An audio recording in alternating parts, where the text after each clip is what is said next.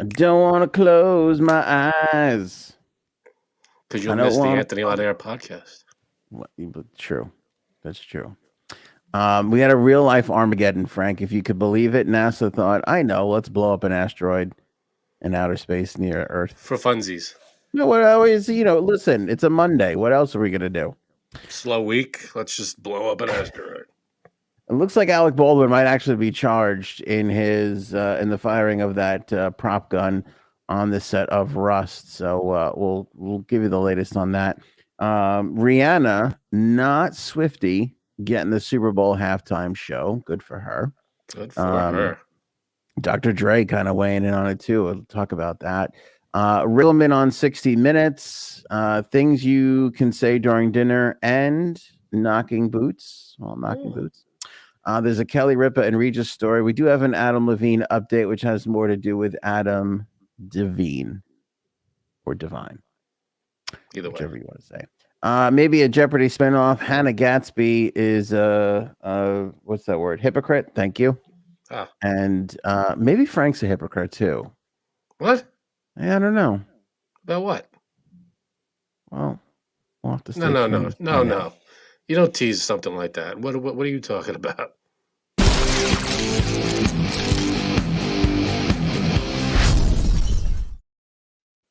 Theme music really lets you get away with a lot. Like you can, you get theme music, and the thing is, though, you can only do that once. That's true. So what? Actually, that's not true.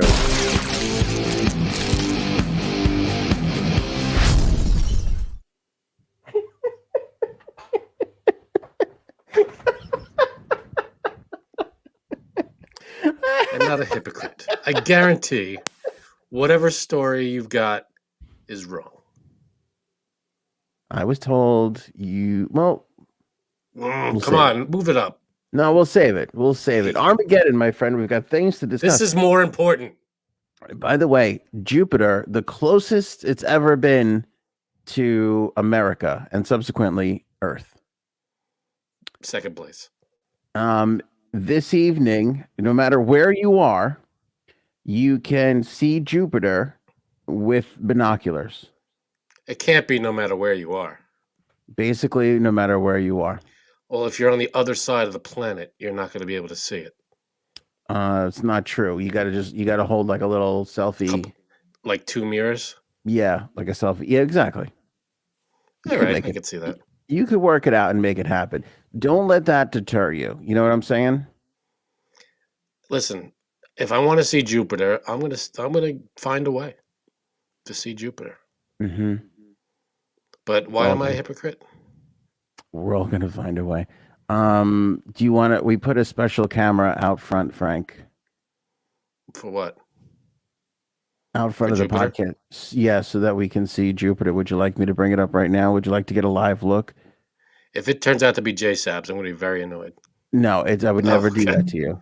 Okay, what do you got? I would never do that to you. It is Jupiter. We put a binocular outside a special HD Superfi camera that we bought for the podcast. There it is right there. That is how close we are to Jupiter right now. I like the landscaping you've done to your front yard there. Yeah, well, decorated for Halloween. We're already getting ready. Are those the infamous or famous Purple Mountains Majesty? Mm-hmm. I've heard so much about. Okay, that's got to be them. That's it. All right.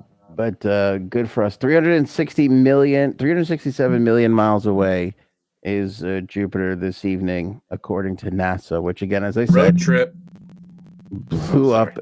It's okay.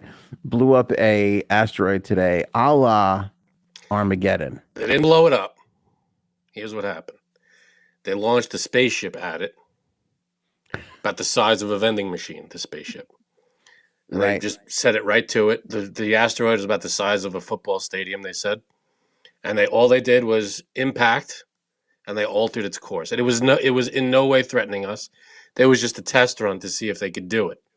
So they shot this vending machine-sized spacecraft, at the asteroid. They had cameras on it, and they lost visual, meaning that it impacted, and it was able to change course of this asteroid. So they were successful. The mission was successful. Yeah, but okay, here's my problem. Nobody was worried that this thing wasn't gonna hit Earth, by the way. This was just a test to see if it ever went down, could we do something like this? Which I like a good test. I like a test run, Frank. I don't want to be known as a guy that doesn't like to do a little test run. Right. Give me a test run. However, seems like an unnecessary risk if we shoot this vending machine spaceship at this asteroid and then a chunk comes off and takes out a trailer park in Toledo. Actually, that's not, nobody would care about that. Let's say it hits a house in Martha's Vineyard and takes out a shed or something. We will never recover from that. In Toledo, all our fans in Toledo, we love you. We love some you. of them. Some of you. Nobody else does. I think they had that in consideration. I think it didn't blow it up. They just altered the course of the whole thing. They hit it so it changed course and went further away from us. Could have altered it straight into Kentucky for all we know. I think they factored all the possibilities in. And then where would we get our fried chicken? We're gonna have to find someplace. I'll fry you some chicken. Can I tell you why I love you? I love this. They factored all that. They're blowing something up. There's no telling where shit's gonna go. We're blowing anything up. No blow up. No blow. They're ramming it. Yeah, they hit it, and they moved. They altered it. They factor how hard they hit it, the weight of everything. I'm sure they know math better than we do, and they're gonna factor in the impact with the speed and which direction it's gonna go. I like this painting services by Steve, $4.99 super chat without even knowing more. I agree. Frank is a hypocrite. See, that's what I like to see. Let's just line up on Ant's side for once. The guy who doesn't have his own emojis for members. Seems Listen, unfair. When you run the show, you can make your own emojis.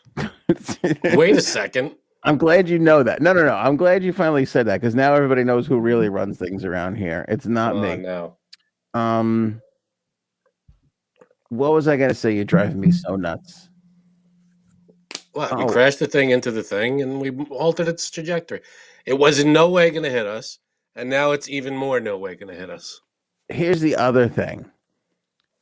How did this conversation start of like, oh, well, do we still have that? Where's that ship from 76? We still have that lying around? Let's see if we can't launch that fucking thing. Like, what? Just put a GoPro on the end of it and let's fucking send it to an asteroid. I don't get it. I don't think it's very, it's that long of a conversation. Let's just do this and get it done and see if we would tell the world. That's a win for NASA. Strong comment coming in from Eric. Hey, idiots! Is the government hiding? Is the government hiding stuff from Americans or not? Yes.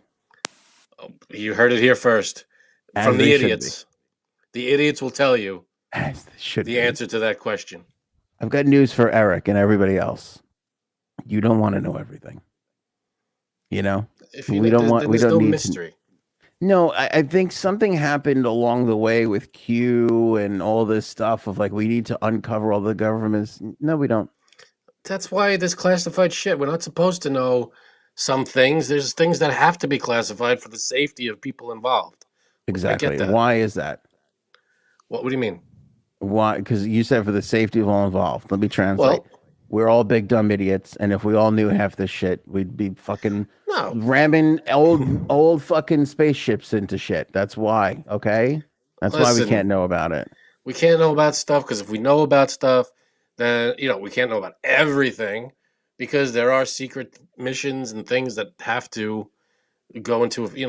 We have to protect people on our side. That are involved in these missions. If everybody knows everything, then these people that are undercover or spies, it would all be out in the open, and that wouldn't be good for anybody. Janine says she's coming for a good 20 minutes. That seems a bit. That's a record. That must be a record. Excessive. And she complains about her roommate, but Hey, 20 minutes is pretty good. Ignorance is bliss, says Lisha. Have we ever gotten that? Lisha? I don't know. Galagos? Exactly my point. Thank you. Yeah, we need to know less. Can I be honest with you? I would like to know less. I think that if there's one thing we learned from the Trump presidency, which has nothing to do with Trump specifically, just from the time period of 20, when did he get elected? Who cares? 2016 to 2020, we were all far too involved with our government. We knew way too much. We knew too much of how it all worked. Now the guy who doesn't even know what room he's in is in there. He's fucking shaking hands with people that aren't on the stage. We don't know what's happening, and we're all happier for it. We love it. This is I'll better give you now. that. But do you think when he was in charge, we knew anything that was? I think he knew less than we did about what was going on. Well, there might be some truth to that. But here's the thing now. It's $7.50 for a loaf of bread, and it's fine because you know what? We're happier while we're putting our peanut butter on that $7.50 loaf of bread. It's not $7.50. We're just not involved as much anymore. Okay. We just can't take it. Right. You're an idiot. So Armageddon, we're preparing ourselves for if an asteroid hits, or if it's on its way to us. We're testing out things that we can do to deter the asteroid if we had to. So that was a successful test. How do we know? Has everything cleared our airspace yet? Our airspace. They knocked it into a different orbit. They sent it on its way. Is this some nerd shit we're talking about right now? Well, we're talking about NASA rammed an old spaceship into an asteroid just to see if they could do the thing in Armageddon. Boring. That is insane. You know what? I'm actually, the more that I think about it, I'm on NASA's side. I think we need to explore themes in movies more. For instance, tomorrow I'm going to leave my 7-year-old at home and fly to Paris. That's a theme. You can get a couple of your friends to rob the house. Well, yeah. Let's see if all the shit in movies can be done in real life. That's what I'm saying. I'm sorry. What? I'm going to leave my kid at home and see what happens. See if hilarity ensues. I'm sure it will. I'm sure nothing would go wrong. Yeah, I'm sure I'll be fine. I just want to point out something quick about how much an avid supporter I am of this show, because I mentioned Anthony on air twice this weekend. Twice. Did you say this weekend? Yep. Was it to... Actually, it was one day. It was in one day. Was it to people that had not previously heard of the show? Correct. Wait. Was it like a plug, or was it like some Judas shit where you're like, I swear to God, I don't know that podcast. I don't know anything about it. Both. Okay. All right, that kind of evens out then. It was a plug. I was wearing my my phone's about to die t-shirt, and I walked into a store, and this girl, who definitely was a lesbian, said, "Oh, I love." Wait, was it a Verizon store or AT&T? No, that'd be hilarious. No, I should do that. Oh, my phone's about to die. I get it. I should do that. I was like, what does that have to do with lesbians? I knew you'd be up on the lesbian thing. Well, she said it was definitely a lesbian, and then you said, was it a Verizon store? Like, what? What does that have to do with anything? As soon as you say lesbian, his mind just wanders. He's like, well, lesbian. Who doesn't? I'm just thinking about his lesbians. That's it. Okay. And she's like, blame me? "Oh my God, I love your shirt." I said, "Thanks." And then I turned around and I said, "This is where it's from." And she was like, "Can you do that again?" Nice. Turn around again. No, She looked at your ass the first time. So do we have a new fan? Do we? Is she tuning in right now? Maybe. And then if this is you, if you're watching or listen, try to send us a message. Exactly. And Right then in the also, comments. I was at a party where they were speaking about certain someone. I don't know if I want to even say it on here because I don't want to get shadow banned.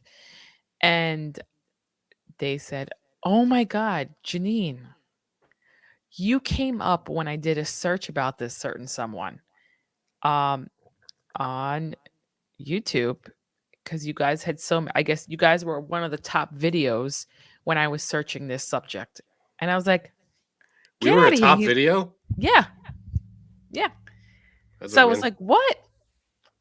And he's like, I didn't know you this, I don't know if I want to admit this. Fuck it. He's like, I didn't know you did a podcast. You don't tell people. And I was like, yeah, I was like, oh yeah, I don't tell people.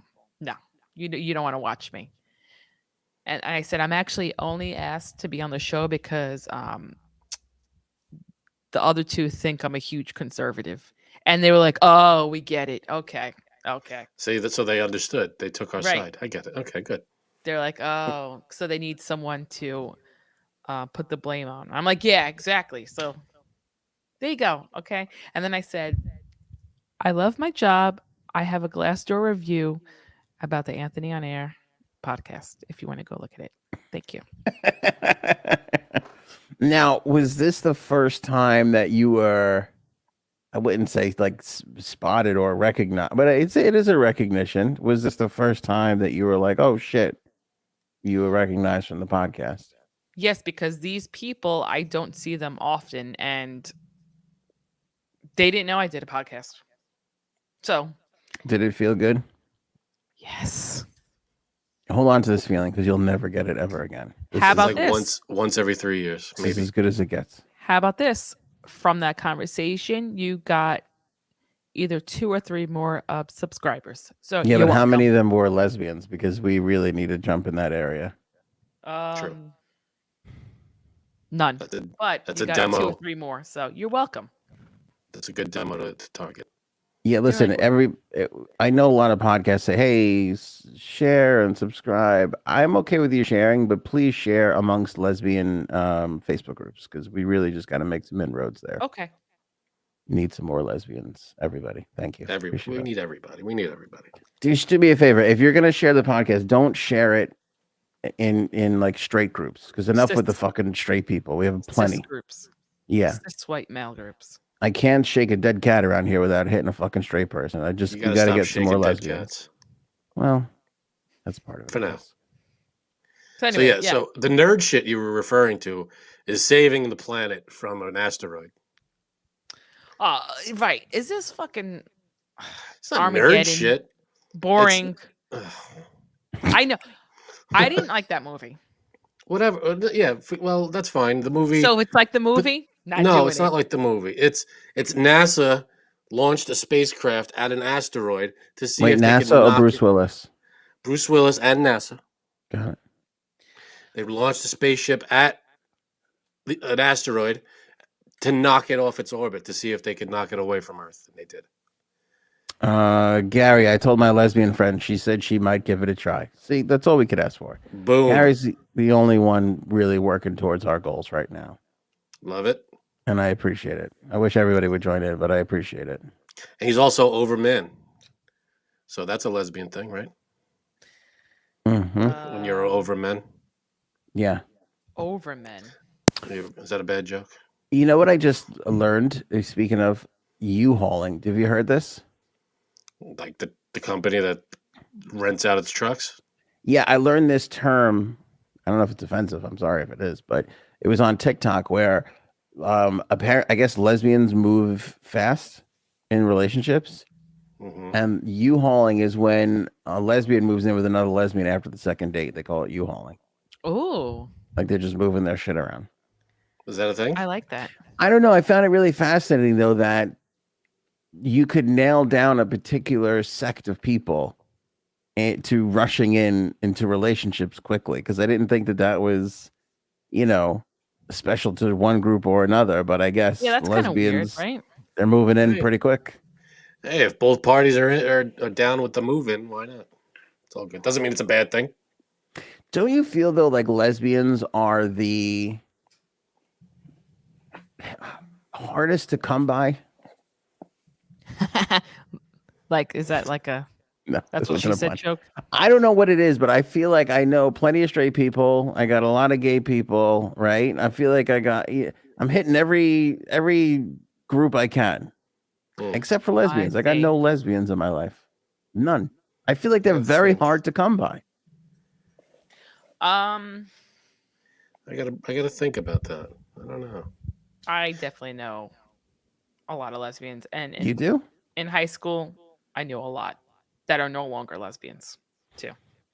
I'd say about, because it was trendy to be a lesbian back then. Tell me about it. I'd say more than half the people who were lesbians back there are not, or no longer lesbian. They're straight married kids. No longer lesbian. Correct. All right. Like I said, it was a trend back then. So people experiment, I'm sure, and they, yeah, doesn't mean that they don't. Maybe they don't. They just, don't feel. I don't know how it works. Well, listen, I'd love to get some numbers on this. I just feel like lesbians are the smallest group we got right now. Straight people. I think I have to. You are correct. I don't know what company you hired to gather this data. You are correct. Voices in my head. Frank. Because how about this? I'm talking to Janine. I'm going to let you go, but just out of straight feel, like no scientific evidence, just me walking around being a human being. I feel like we got a huge straight people. We've got our gay guys, and then we got a little tiny sliver of lesbians trailing in third place. I don't know. I'll tell you why. I think you're right in that. Because one of my friends who is gay, him and his twin brother are both gay. They have a large group of friends, again, from high school. A lot of them were and are still gay. How many lesbians in that group? 2. I don't know. 1. Okay, I was close. Right. And I made a joke once, and he is like, I don't know many lesbians. I only know 1 or 2. And I'm like, really? And he's like, yeah. So you might be onto something. Okay. I don't think he is. How many gay guys do you know, Frank? I know your uncles. We got to get you out more. I know. The guys that you met at the glory hole last week? There's a few, I'm sure I know. If I would have started this with Frank, how many people do you know? It would have been 8. His answer would have been 8. The 3 of us, my wife, and your uncles. That's all I know. Janine, okay. So how many lesbians do you know? Probably 0. I'm sure. I know. I can't think of like anybody in my. See, that's the thing. You're like, I'm sure I know 1. You probably do know and don't even know. I do know some. Okay, give me the straight to gay to lesbian ratio. I don't. In your life, Janine. Oh God. There's not many. There's not many. I bet you know 20 to 30 straights for every gay person, and I bet you know at least 10 to 15 gay people for every lesbian. What is the point? Your point? My point is, I don't know why. Hey, listen, maybe they're hiding. Maybe they don't want us to know. Well, I was going to say I know a lot of unconfirmed lesbians. Maybe they're just avoiding me. I don't know. Yeah, I just feel like they're not out there making it a thing. Well, I don't know what to tell you, but I think we all know, it's whether they want to tell you. I don't think they just want to have a conversation with you. I'm okay with that. I've been avoided before. So then I think that's the thing. Yeah, I just feel like they're the small. Like somebody's got to be in third place. I feel like it's the lesbians. As far as counts go, they're in third. Right now, listen, they're number 1 in my heart. I'm sure they are. Because I have no use for men either. You know what I'm saying? Thanks. But, it's what? I said thanks. As far as you're the number 1 reason why I can't stand men. I'm number 2. As far as like just pure numbers go, I don't know. I don't know what's happening. Gary Overman, I know 3 lesbians for every male, but it's a small town. Well, let me just. If you asked me this back in high school, I definitely knew more lesbians than gay people. I think Bird hit the nail on the head right there. The point is, we need more confirmed lesbians in the world. Well, that's the point I'm trying to make. Thanks, Bird. I just don't think they want us to know. Because I think, it's like when you're at a cocktail party with your wife's fucking friends, and they go, "What do you do for a living, Frank?" Do you say, "I'm in radio," or "I'm podcast," or do you go what I say and go, "Marketing"? I say radio, a podcast. I say radio. I never say that ever. Why not? That's why you're, why not? You're you. Same reason why the lesbians don't want to tell us, because it's followed up by 14 stupid questions that you don't want to have to answer on a consistent basis. Do you ever scissor? I don't think anybody asks anybody that. That's a little personal. I didn't even hear what you said. Yeah, good. I don't think anybody gets directly asked that. Okay. That's a little. What? Go ahead, say it again. Do you guys scissor? Do you think anybody would ask? Yes. I've been asked that after I submitted think to that being I in would? radio. Well, that's fair. They I go, like- do you radio people scissor each other? I mean, that's not without its It's just so foundation. So go to Jack Me Off's. stupid. Jack Me Off's got a good comment. Ant drives them to lesbianism. Frankie C brings him back with a George and Kramer. Right. Yeah. I get it. Listen, sometimes if you're winning in life, you don't always have to brag about it. How did we get from Armageddon? I was just gonna say the end of the world to lesbianism. I don't know. I don't remember how we got here, but here we are. I'm not entirely sure either. And I'm just thinking about how many lesbians I knew in high school. About 15. Yeah. I don't think we knew any in high school because we went to an all-boys school. And also, one of my good friends growing up was a lesbian, and I never thought that she was, even though she had a very stereotypical look. You just reminded me. I know somebody who my wife knows somebody, but that's it. That's as Who's a close as lesbian? I can get. Yeah. Well, I think Do I know her? we need more people to be proud and come out and say it. No, I think there's plenty of people that are proud. I just don't think they're Yeah. telling us about it. They're I think associating with us. I think it's they don't want to answer a lot of questions because and I've heard this from a lot of gay guys. Gay's not as exciting as used. It's kind of boring. People are like, oh, like it used to be like, oh, you're gay. Oh no, that's great. Now it's like I'm a gay guy, and you're like, okay, yeah, fine. That's true. Right. Well, we're more. Society is more Accepting and open. It's lost its luster. Whereas feel like lesbians still Still has shiny. that new car. The new car smell. But that's not appropriate. Why'd you even Being a say lesbian that? still has that new car smell. You're right. I said it There's too. a t-shirt. Lesbian, that new car smell.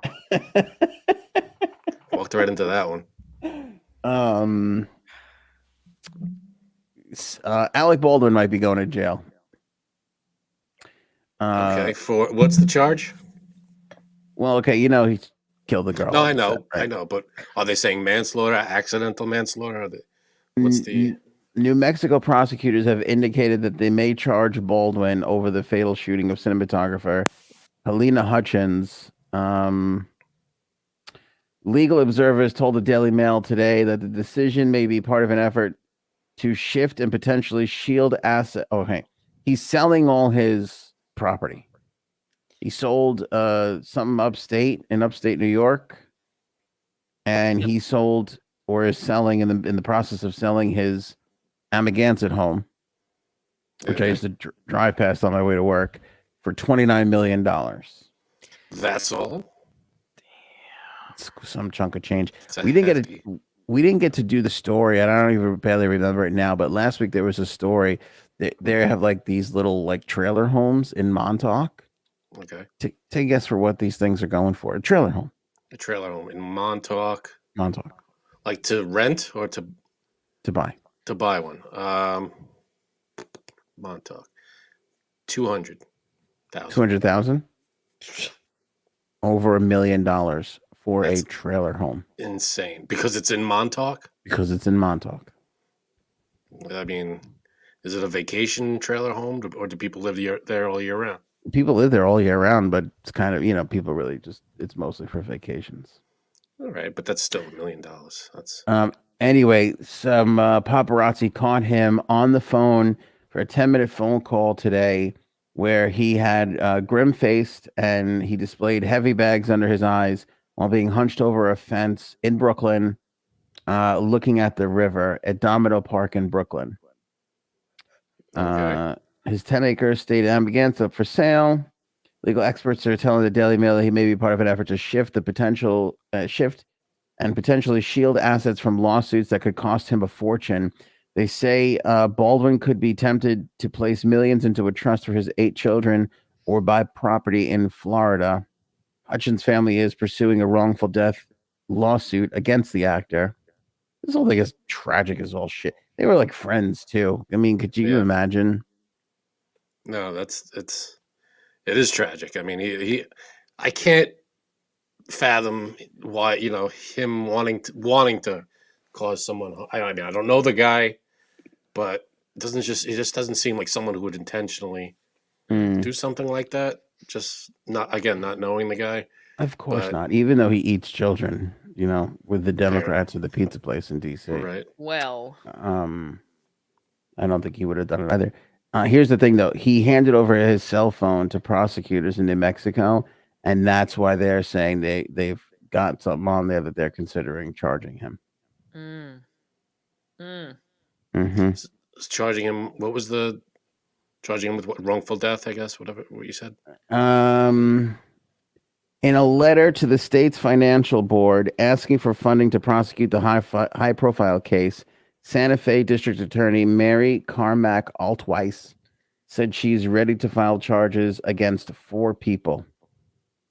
She stopped short of confirming that the charges she planned to bring, but said she was certainly looking at the homicide statutes and any gun statutes under New Mexico criminal code.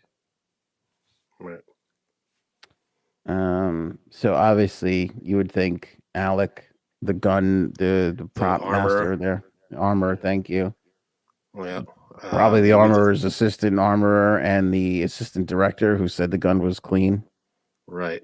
Or clear or whatever. Yeah, it's not good any way you look at it. It's the whole situation. I mean, he said he didn't pull the trigger. Then they did all these tests to say he must have pulled the trigger. But he said that he cocked the gun and then let it go, the hammer, and then let it go or something. He said that's the way it went off. Yeah, but right, that's exactly what he said. But an investigation said that there's no way that gun would have went off unless he pulled the trigger. Right, but they didn't test. From what I understand, I don't think they did the test on the actual gun. They did it on a gun with the same style gun. Correct. Like they didn't test the gun. So I don't know. Maybe that gun is faulty. It went off somehow. I don't know.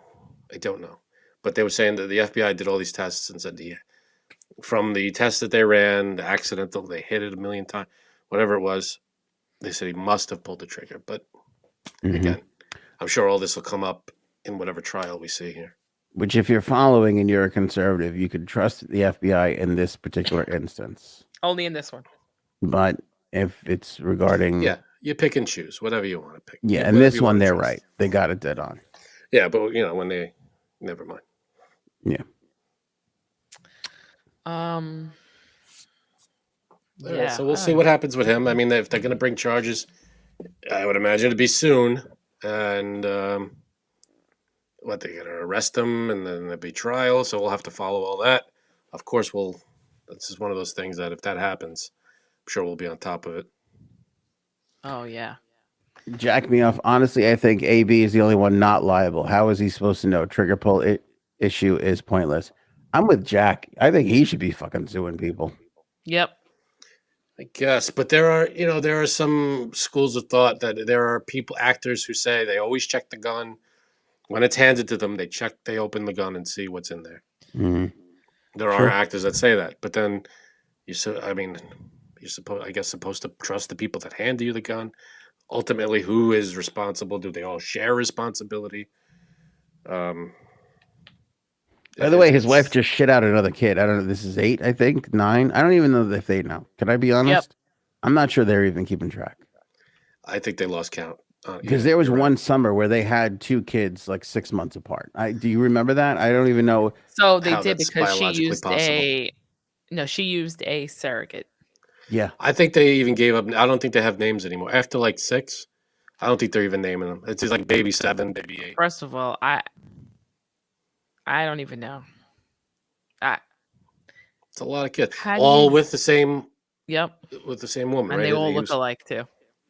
Well, they're Baldwins. They're all. You look at the family. The brothers all look the same. They look alike too. Yeah, it's true. But let's be honest. Something's wrong here because Remember, she made up all that shit about being from Guatemala or some shit, and it turns out she's from Massachusetts. No, I remember none of that. Spain. She pretended she was from Spain. Whatever. And then, she's like, she's just spitting out these kids like crazy. He's fucking going off his rocker. I mean, it just like, and at no point, like, you have fucking 5 kids. Good. Okay.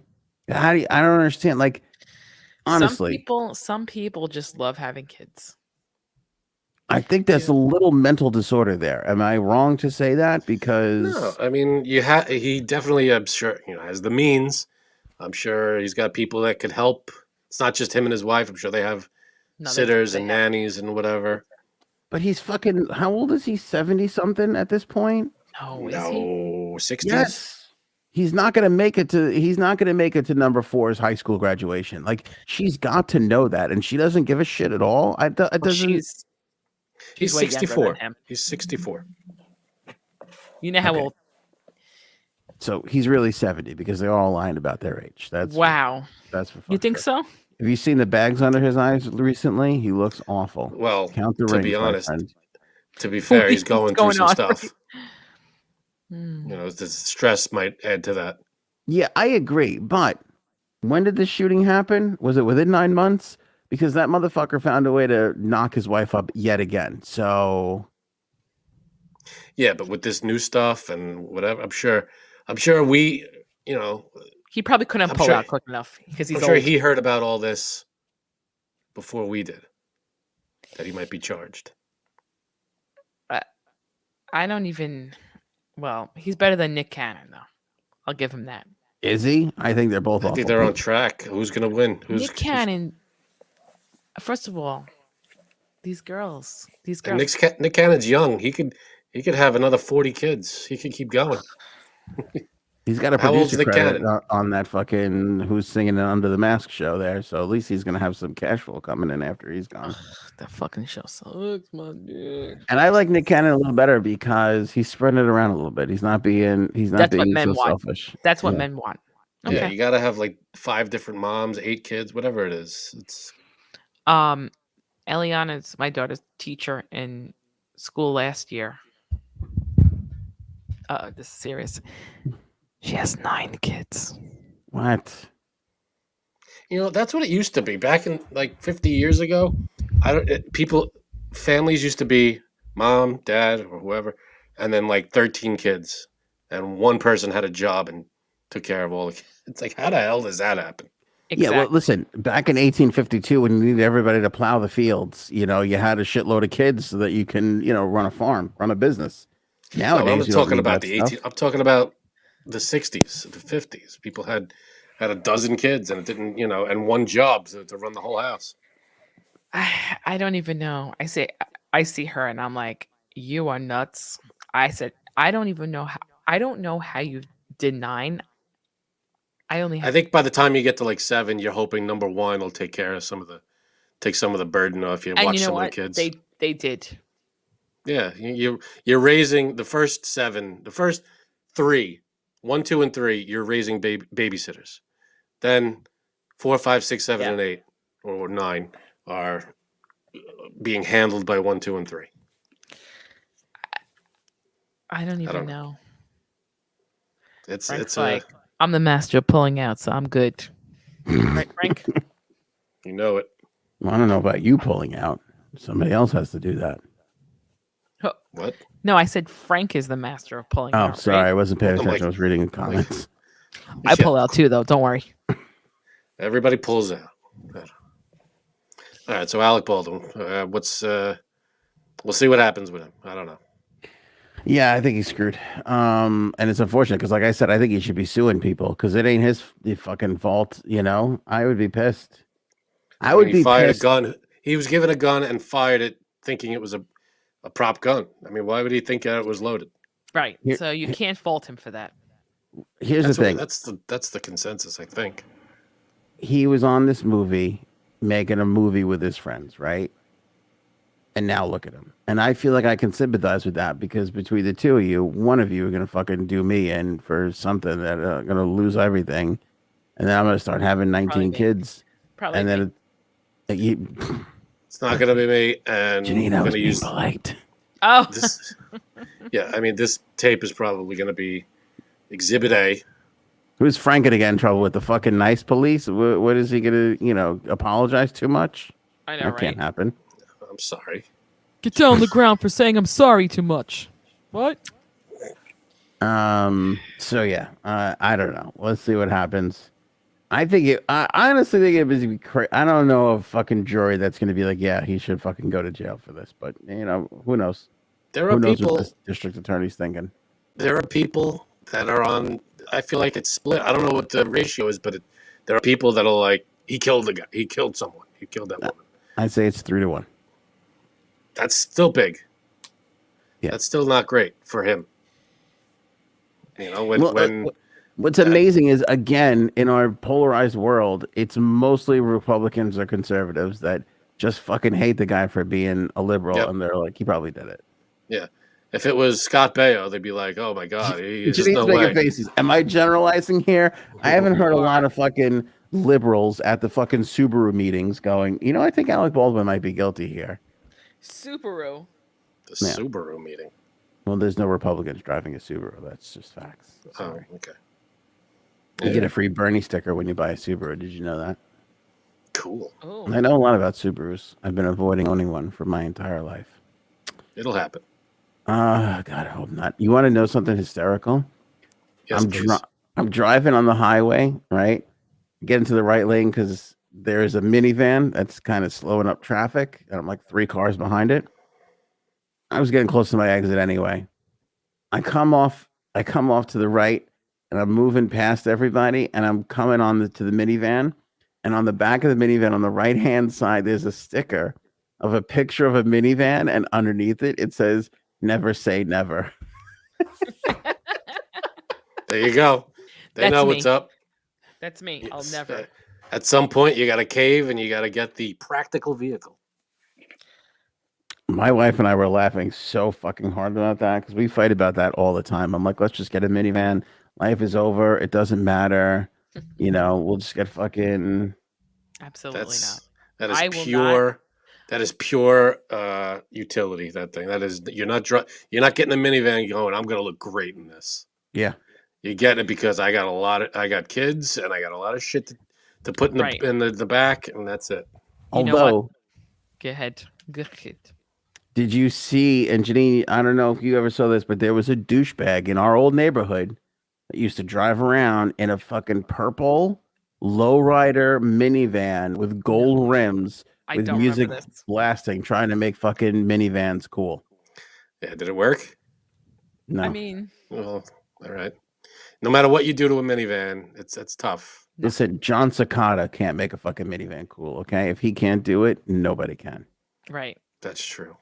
I'll give you that. If I ever got a minivan, and God help me, just shoot me in my fucking toe if I ever got a minivan. But I like how you escaped death on that one. Just shoot me in my toe. Not shoot me. Shoot me in my toe. I would still have the baby up in this bitch sticker, which I have on my current vehicle, and I would have to like just make the back so raunchy that people are like, all right, we'll let her if this slide. van's a rockin'. Right. Another Seinfeld quote. Babies up. Don't go a knocking. Right. All right. What's after Alec Baldwin? Moving on. Rihanna gets the halftime show for Super Bowl, whatever the hell. Love it. Love it. Why? That's awesome. It's not Metallica. Umbrella, Ella. Metallica would be good, but it's not going to be Metallica. So wait a minute. I have. How's that make you feel? Something to pick with you about Fine Metallica, Frank. I want to know why you did not ask for free tickets to a show that was Saturday. Great Metallica question. was playing. Great question. Because I had stuff to do. What did you have to do more cooler than Metallica? I had to help. We had people coming over, my family coming over, and I had to help get ready and do shop. And I had to get ready. Plus, it was very last minute. It was like the day before we were offered the tickets. I had to work in the morning. I couldn't. There's no way I was going into Central Park. You know what? He's not a true fan then, Anthony. Nope, Would I you thought agree? he was. Because you Okay. know if David Matthews Matthews, as you know him. Dave Matthews was playing in Central Park and our friend got tickets, you would be there with your fucking Crocs on, not giving a shit about the world. I want to Right? go to a Metallica concert and see Metallica, but I want good. I want to be up front. I want advance. No, I don't want to know the night before. And if I didn't have stuff to do, I could have maybe swung that. But I had to take care of business. TCB, baby. What does that even mean? Take care of business. What? I had stuff I had to do. I had to work in the morning, and then I had to do stuff around around the house. I had stuff to do. It was the day before the tickets were offered.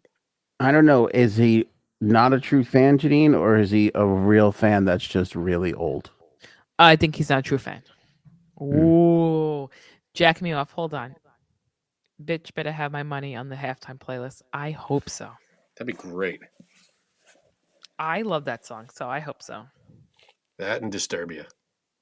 You like that one? Oh, Disturbia stinks. Really? What? That's the best one. That's our worst one. You're crazy. Rhoda, Frank, you sound like my parents. Your parents are awesome. Is there any truth to the rumor that you didn't go because you ran out of Depends? Comment. It depends. Good one. I'd like to see. I wanted to see Metallica, but I want to see a Metallica concert. Plus, they had a concert a few years ago at the Orion Festival. It was in New Jersey. It was in Atlantic City, I believe. And they had the thing with that was it was like 2 days. They were the headliner each night, but there were like 40 acts before each one of them. I would have to drive down to Jersey, watch all these, and they weren't like people you knew. There were just all these, under the radar like metal bands. I was like, I don't want to go to do all the way out there for that. Give me a nice concert in a stadium close by. I'm there. Oh my god! I gotta go to Central Park. I'm sorry. We have a comment from Aaron C. Frank, is there anyone you would see in Central Park? No, right? I don't think so. I mean, again, Central Park. I don't know what the setup's like. Is it just a big open field and I'm standing there? I would. I'd go, but again, it was the day before. I'd see Metallica, but it was the day before, and we had stuff to do. It just wasn't going to work out. That's all. I missed them. I had a chance to see Metallica in high school. They were doing their S&M show, Symphony of Metallica. They were touring all over the place, and I had a chance to go, but I couldn't go to that because we had a hockey game in high school, and I missed that too. What? I was playing high school hockey. I had to go. That's important, especially was at the time. Do you regret it now? Yes. Yeah, me too. There's so many instances like that where I'm like, I fucked up. I should have went to and should have done a thing that would have lasted a lifetime. Yeah, that would have been great if I went to that show. But I went to a bunch of other Metallica shows. I'll see them. I'll see them again when they come around. Can I admit something here? No. Moving on. Unbeknownst to me, Dave Matthews. Go ahead. Dave Matthews announced the show at Madison Square Garden. Tickets went on sale relatively quick. I didn't have much time to react. I didn't know what was happening until tickets were going on sale. Fucking tickets for this show. It was like $1,000 to sit on the floor. $800 a ticket to sit in the first level. And $275 to sit in like the last 2 rows. That is insane. And this is after I just recently missed. I had to give up tickets for for Dave Matthews show because I had a family emergency. And then I'm gonna go see him next time around. And then this fucking show goes on sale, and I'm like, this is bullshit. Like this, I'd be miserable. I don't understand this. Tickets for the fucking Jones Beach show are $125 for nice close seats. Well, this is Madison Square Garden. Holy shit! You live in New York, buddy. My wife was like, "Let's go."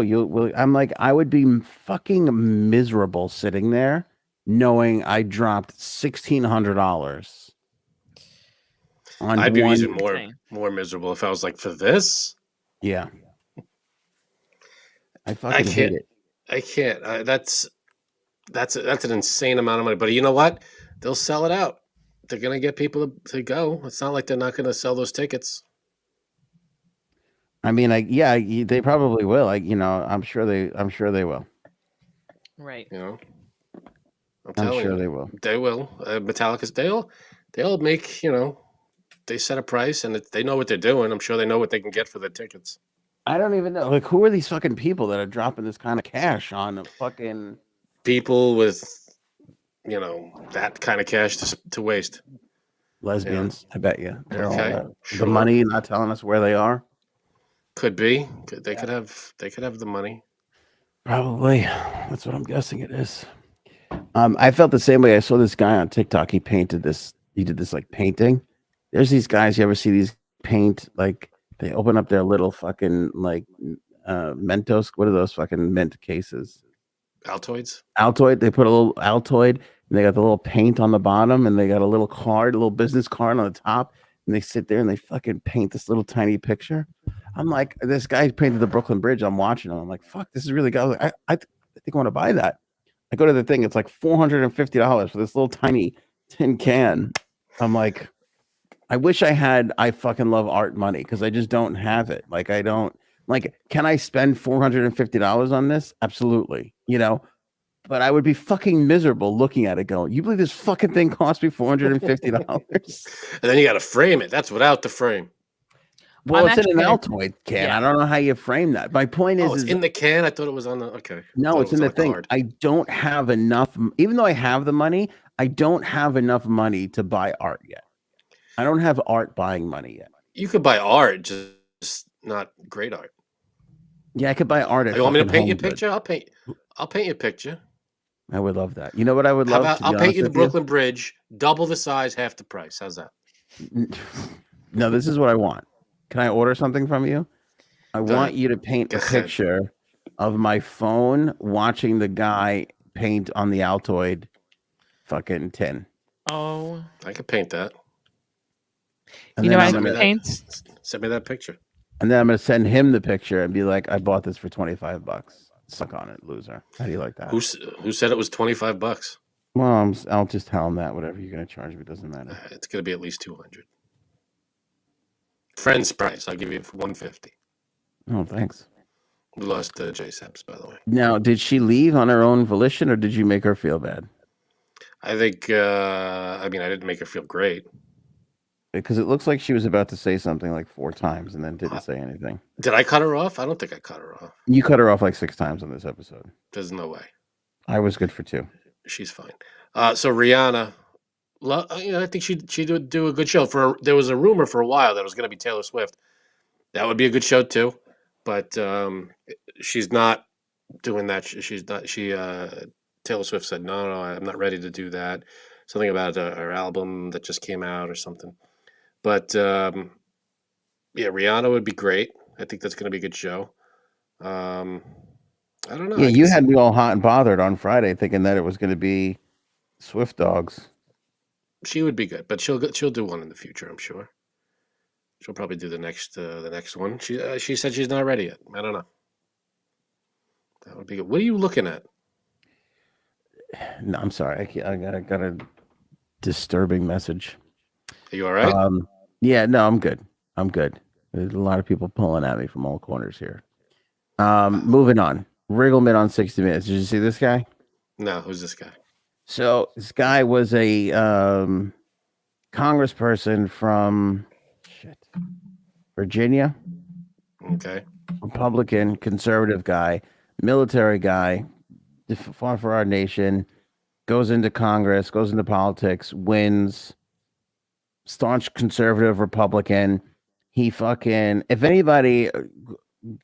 you want to see the story yourself, you listen to what I have to say, but you go watch for yourself. 60 Minutes, Riggleman. It just came out on Sunday. This guy votes with Donald Trump 93% of the time that the two of them were in office together. Okay. Then there's Riggleman, Republican from Virginia, Frank. We got it. Got a gay on his staff. Gay falls in love.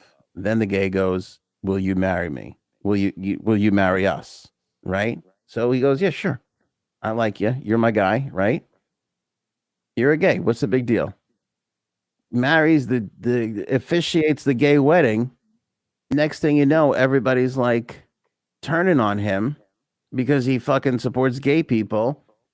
QAnon's writing shit about him. They fucking put up a guy against him. He loses his seat. All because he fucking married a gay guy. The Republican Party needs a serious to really just look at themselves. Because he's the Republican Party too. We're talking about you. I think you meant to say the extreme crazy side of the people who are in charge. You know, whoever led this 180 shift on this guy need to turn around and look at themselves. Hang on, let's check on Jupiter here for a second. Still there? Still looks good. Yeah, still looks good. All right, keep us updated. Well, yeah, I'm gonna keep an eye on it. That's what all the communications were about, the status of Jupiter at the moment. I'm on it. As long as it doesn't, if it comes anywhere near us, we got to shoot a vending machine at it. Just to make sure. Keep your distance, Jupiter. Yeah, we got to make sure everything's a-okay. Right. So this guy, he likes to get, I don't, that's the thing. Law and order, equal rights for everybody. What is so difficult about that? I don't understand how you're a person, you get the same rights as that person. You want to get married, you're able to get married. I don't understand what is so hard about that. Yes. Everybody should have the right to do that, no matter what, your sexual orientation, you're a person, you have equal rights under every law. That's it. End of story.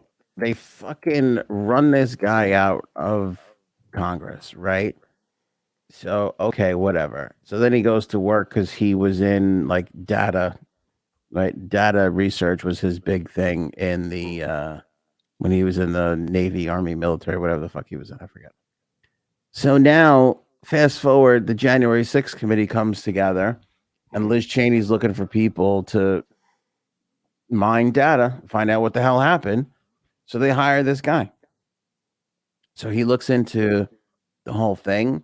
He gets Mark Meadows text messages because Mark Meadows turned them over, and he was the one who tied everything together. He was the one who figured out that the White House was calling members of the Proud Boys and this other woman, I forget her name, all these people. He's the one who figured out that they had a clandestine meeting on January 5th, the night before. And the night before that, the White House, somebody from he doesn't know who, he couldn't find that out, but somebody from the White House fucking called one of them to talk and arrange whatever. And he's sitting there and he's going, as a Republican, he's going, why would the White House be calling these people?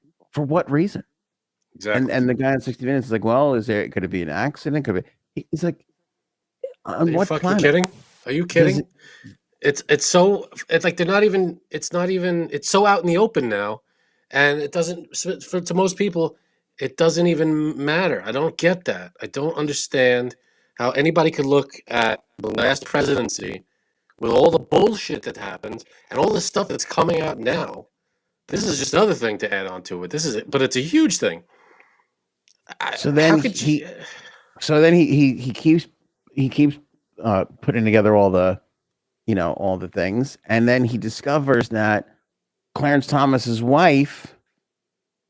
So he figures out who everybody is, just based on how they were texting and what they were saying. He puts together everything.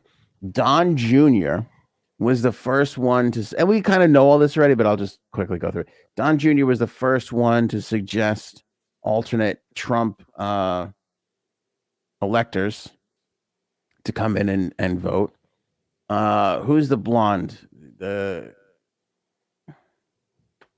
conservative daughter? Girl. No, not the daughter. The other one there that you don't like. Green. Marjorie Taylor Greene. Marjorie Taylor Greene. I was thinking Marsha Gay Harden. I just don't know why. Marjorie Taylor. Three names. MG. We got it. Starts with an M. Yeah, I'm all fucked up. She was the one who said, what did she say now?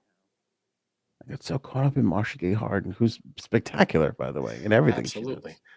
She's so good. She is great. And she won an Oscar because she really, honestly, she deserves it. I hope so. Marjorie Taylor Greene was the first one who suggested. I started that sentence with the hope that by the time I finished it, I would remember what it was. This is the stuff that gets edited out of the 60 minutes interviews. Anyway, holy shit! What was I gonna say?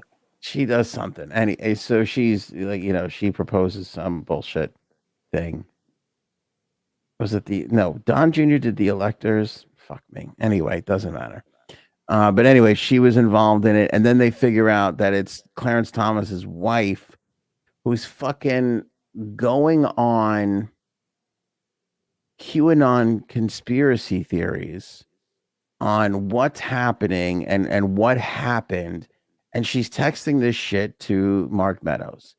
And what's crazy is, and this guy, and I knew this because this story's been out. We know what the wife was texting. But to hear this data analyst who was in Congress find these text messages and put it in this perspective of like, here's this woman reading this crazy, inane shit on the internet. And she has a pipeline right to the president of the United States. And her husband is a chief justice. And her husband's a chief justice. And you think to yourself, it's weird when you step back and you look at it and you go, what fucking planet were we living on just now? Exactly. Where you could read some crazy shit on the internet and then through one person only get it right to the president of the United States, who in a normal world would be like, I can't validate crazy stuff from the internet. But no, in the weird alternate 1985 we have just been living through in the last 5 or 6 years, to be honest, it was before Trump even came. It was batted around like it was real. Of course it was. Anything that makes Trump look good and the other side look bad, he's gonna eat it up. It could be the most batshit crazy theory, right wing, crazy nut job all the way to the right that puts out this crazy shit. And if it makes him look good, he's gonna be like, oh, this has got to be true. And it doesn't matter. It doesn't matter if it's true to him. It doesn't matter. As long as the bell can't be unrung. As long as you say it, once you say it, it's out there. Like you say, the election's rigged. Election's rigged. That's it. Now people just believe it. You can't unsay it. She's going, this is all. Ginny Thomas, she fucking sends Mark Meadows this thing, and she's like, yeah, I hear that Biden and the Biden crime family are being tried in Gitmo, and they're going to be sentenced and everything like that. And hope to God this is true. What? It's like, hope to God this is true. The fuck is wrong with you?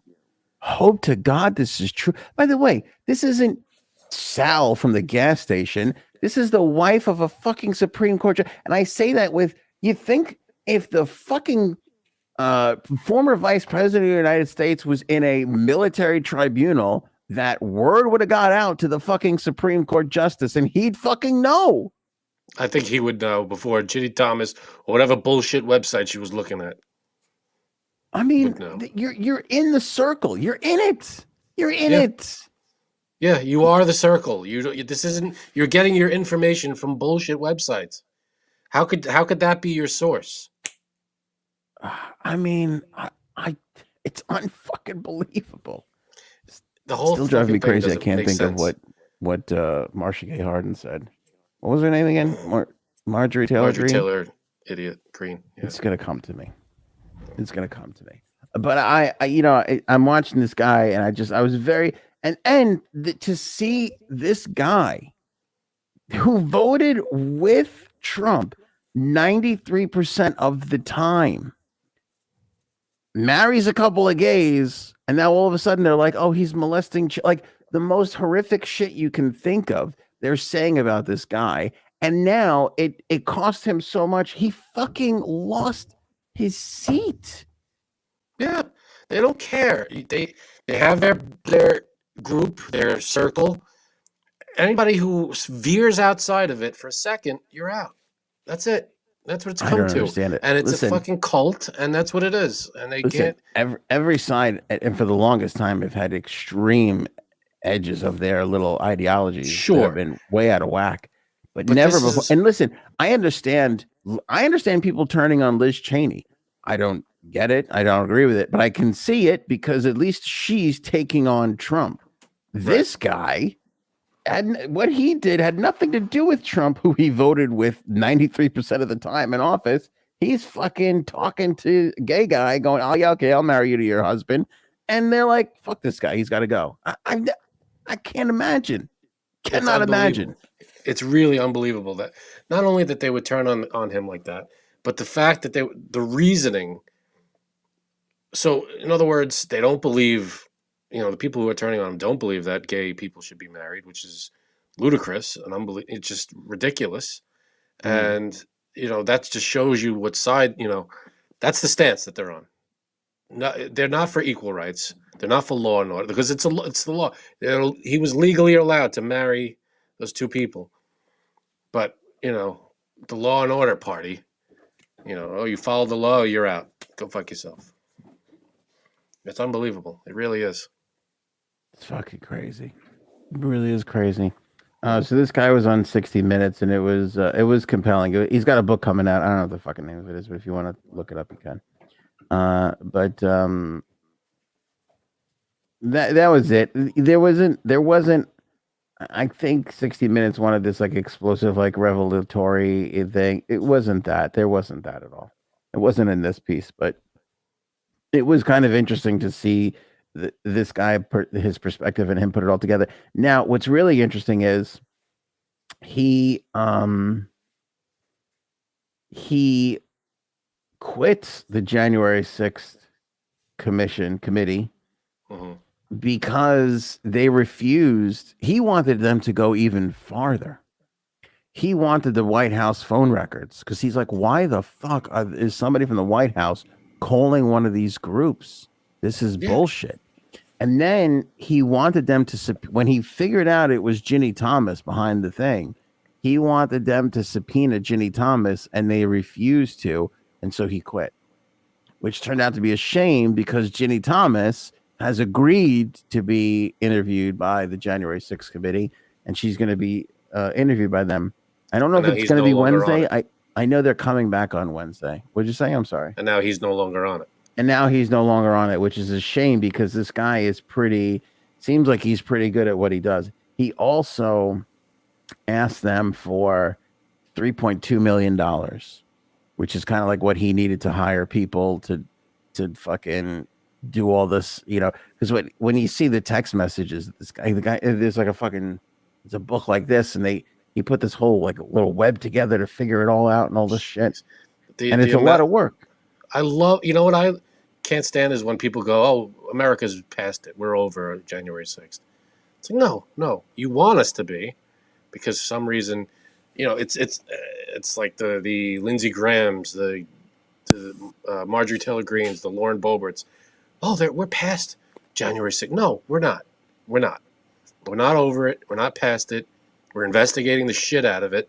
And, for all the people who in that circle who asked for pardons from Trump and didn't get them, well, of course they're going to want us in America to be over it and everybody to move on. But it's not happening. So deal with it. Yeah. And that's the Riggleman thing. I mean, it's bizarre. I would love to see what this Ginny Thomas does with this. Is it going to be? It's probably not going to be aired. No, it'll be. Oh, I don't know.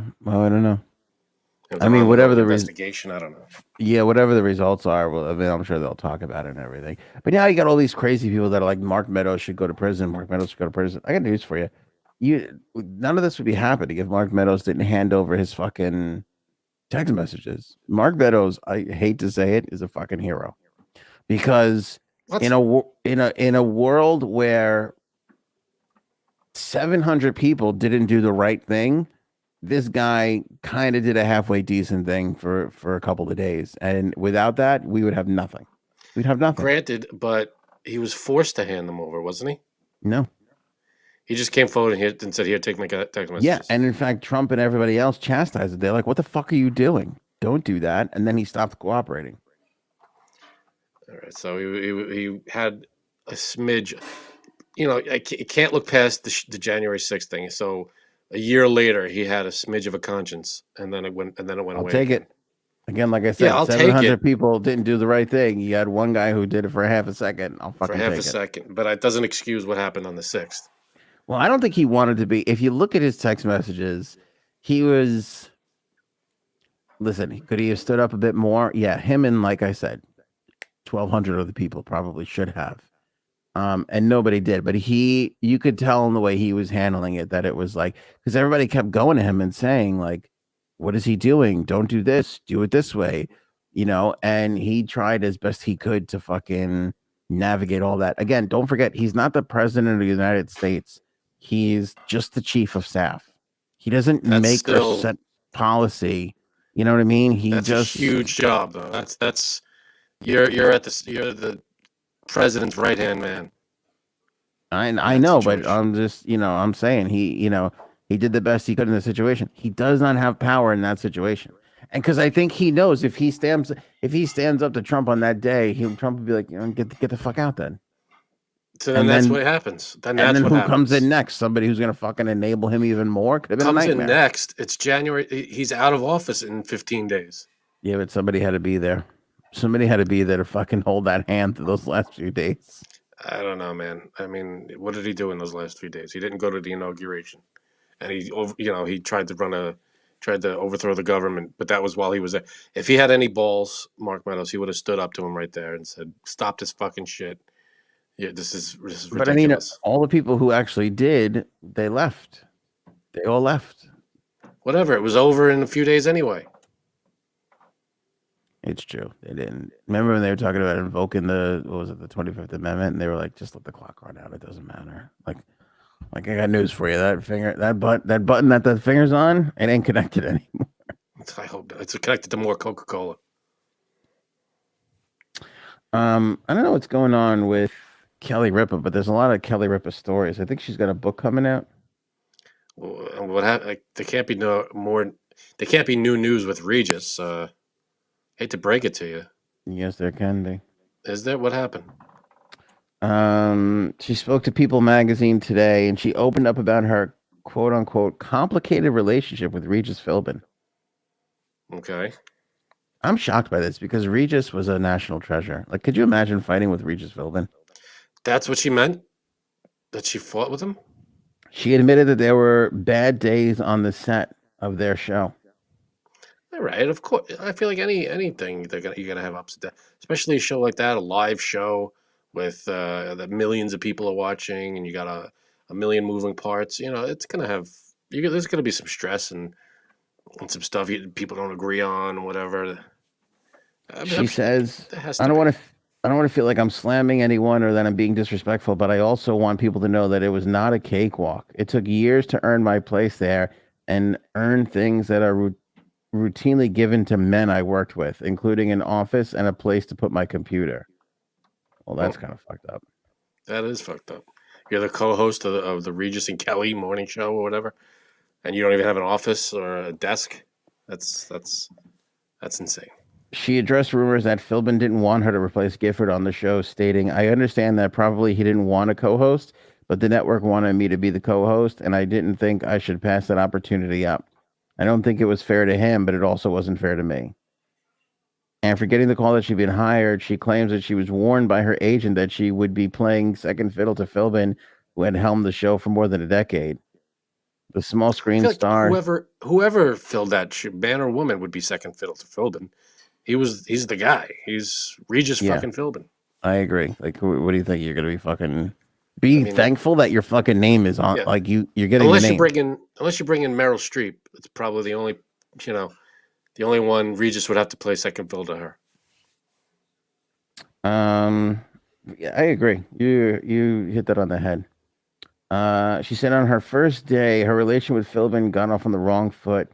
She was ordered not to bring an entourage to the set, but she showed up with a makeup artist and a hairstylist, much to Philbin's chagrin. "I came with hair and makeup.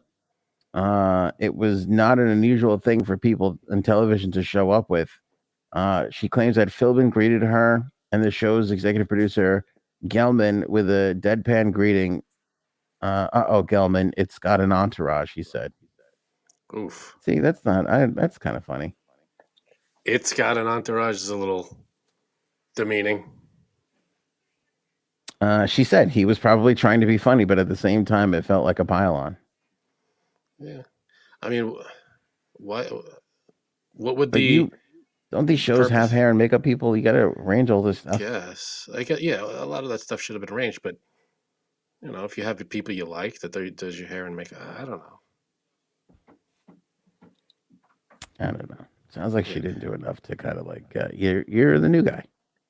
You got to, go. I guess there are new guys. You have to, what's it called, pay your dues, but if you're the co-host of the show, you kind of need the red carpet a little bit. You need at least a desk or an office. True. That's some bullshit. The basics should be already there for you. I mean, maybe you don't get. It's not the Kelly and Regis show, but you should get the same shit Regis is getting. And like you're hopping in on board with a fucking 90-year-old guy. Like it's only a matter of time until it's your fucking show, and then you're calling the shots for the next 25 years. So you got to eat a little shit for the first 3 or 4 years. What's the big deal? You know how I could tell? I could tell Kelly Ripa was never in radio, Frank. She couldn't fucking eat shit for fucking 5 or 6 years. It's true, I guess, but she has a point when you're side by. To be fair, if you're a co-host of a morning show in radio, it's the Joe and Jane show. Joe and Jane should be on the same everything. They should have the same pay, the same. You have an office. You have an office. About? In radio, if there's a co-host, 2 co-hosts of a morning show. No, and that's not how it happens, and that's not how it should happen. That's how it should happen. If you're doing the same job, you should get the same. If you're doing the same, you just nailed it. If you're doing the same job, a lot of those shows they're not doing the same job. No, but if Howard Stern had a co-host that was doing literally this, it was Howard and Jane. And I'll tell you right now, Howard makes more money than Robin does. Well, yeah, it's his show, and she's not the the co-host. Like they're like his I forget the word for it, like his not entourage, but his people. It's not the Howard and Robin show, is what I'm saying. Yeah, well, a lot of times the second person, whoever that is, not necessarily a female, but the second person, goes in and fucking does 1/10 of the work that the other person's doing, and they're acting like, well, my name's on the show, I should fucking get the right. But yeah, if the responsibilities and the work is the same, then yeah, they should have the same pay. That's what it should be. Let's check in on Jupiter if I can see what's going. Oh Jesus, dear Lord, it doesn't look good. You say? Oh man, I think it's pissed. We shot a freaking soda machine at its buddy. Maybe we should have been fucking shooting soda machines with Jupiter so goddamn close that it catches the second, the residual shrapnel. Did we accidentally hit one of its moons and it got pissed? Doesn't look good. Did they shake up the soda cans and then send it up there? That could be an effect. Maybe perhaps there was soda cans in there. There was soda cans and Mentos. You get those things together, that's a problem. It is a big problem. Bird. Yes, I do have a rack on a rack. I was going a little Inception-y today. So I got the coat rack shirt. Got the coat rack shirt, and then I got the another coat rack on the because my mother discovered that I was using the coat rack she gave us when we moved into the house. She gave us this coat rack, the original one. And she discovered I needed a new one, so she got me this one. Why do you need a new one? Because we don't use this one for the original one for coats anymore. Did you use it for the show? I use it for the show. So she discovered that, and she said, well, now you need one for coats. So here's the one for coats. That's hysterical. Yeah. So she got us a new coat rack that I will maybe one day use for coats. Got it. I don't think coat racks should be used for coats. They're far better used for podcast set design. So that's my whole thing. That's chapter 1 of my book. This book seems to change an awful lot. Can I be honest with you? I haven't nailed it down just yet, but it's an evolving process. Fucking a lot happening with this book. When it comes Chapters out, changing. all your questions will be answered when it comes out. Don't Got worry a date about on that yet? No. So what's going on with Adam Levine? So the Adam Levine update actually has nothing to do with Adam Levine. It has. Thank God. Goddamn, this fucking thing. What? Fucking computer's driving me goddamn crazy. It wasn't a day for technology and me, Frank. Not a good day. You all right over there? A hamster fall off the wheel? And it's like you gotta jump through 9,000 fucking hoops. Are there any techs out there that live in the New York area that can hook Anthony up with some equipment that actually works? I'm at wit's end here. Okay, here. Adam Levine. So Adam DeVine put out this Instagram post saying, just want to post this and say that my wife, Chloe Bridges, and I are doing great and going strong. I am not Adam Levine. He's a different guy and a worse singer. We are, however, naming our future baby Sumner. It's nice. That's fucking funny. I don't care who you are. All right. So were people confusing him with Adam Levine? Yeah, because his name is literally one letter off. It's DeVine versus Levine, but it's spelled the same exact way. So people are fucking tweeting this guy going, look at this cheating piece of shit. And he's like, that ain't me. All right. I got it. That's not bad. I don't know why, people can't see that it's two different people. People don't have time to read, Frank. They got to react. That's true. This is like when, remember when fucking Obama had Jon Favreau as the White House, the speechwriter, and fucking Star Wars Jon Favreau was like, oh, hold on, everybody. I'm not the one fucking causing all the riffraff. I don't remember that. Yeah, because the speechwriter would go off and he would be like shitting on Trump and doing all this, shit. And people would be like, fuck Jon Favreau. I'm never watching one of his movies again. And he's like, that's not me. Look, that's a different Jon Favreau. That's funny. I mean, it's not a far assumption. Guy in Hollywood, they think he's, a liberal, they're just fucking. How many famous Jon Favreaus are there? 2, apparently. 2. I mean, and it's a crazy name. But the thing is people cannot waste time reading, Frank. True. We've got to react. Got to react. That's fine. If you don't react and then ask questions later, that's dangerous. Exactly. If you don't react at a timely manner, somebody else may beat you to that reaction, and then what do you got? Nothing. If someone tweets ahead of you, all is lost then. You got a whole shitload of nothing there. Right. That's for sure. All right. What's next? Adam Levine is not Adam DeVine. Mystery solved. We're running through it here. We got to go quick. Jeopardy spinoff. All right. So they give you the questions. You got to give the answers. Is that what it is now? Listen to this. Executive producer Michael Davies revealed in an interview with the New York Times he's thinking about creating a sister TV show that would air live and would be filled with master-level players. Ooh. He says what we need to develop is a pro-level version of the game. Okay. Like trivia questions nobody could even... Well, listen to this. This is interesting. He says, it seems ridiculous to me that we have this sport where every single year we take all our best players, we take our LeBron Jameses and our Dwayne Wades, and we switch them all out. Think about that for a second. How much sense does that fucking make? What do you mean we switch them out? Like, okay, if you treat Jeopardy, if you think of Jeopardy like a sports league, the NBA doesn't go, thanks for playing, LeBron. Now, next season, tune in because Frank from New York will be in and fucking taking jump shots and, jumping center for the Cleveland Cavaliers. You'd be like, I'm all for it. I would try that.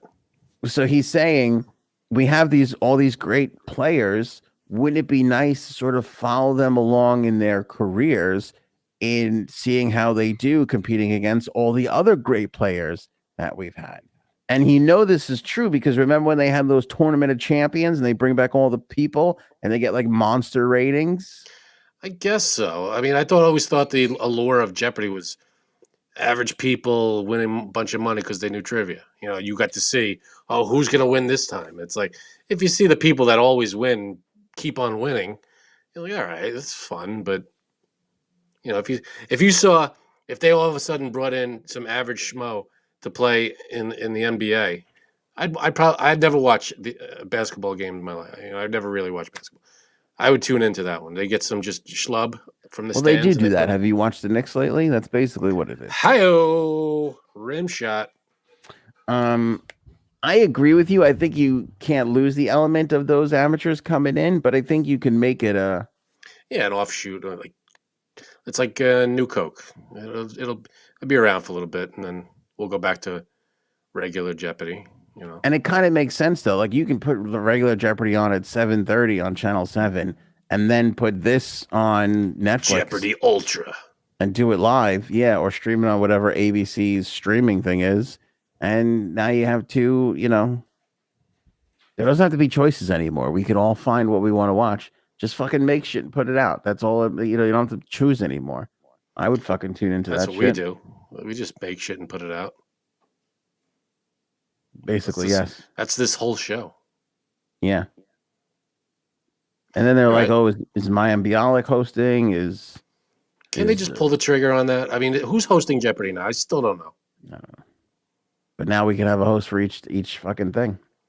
I don't know why they just weren't like, all right, Mayim Bialik, you just do it. Here you go. It would have been fine. Frank, do you remember Hannah Gadsby? Of the Great Gatsbys? No, I don't. Exactly. In 2018, Netflix released Gatsby's special Nanette, which went on to win an Emmy for Outstanding Writing with a Variety Special. That was a thing in 2018.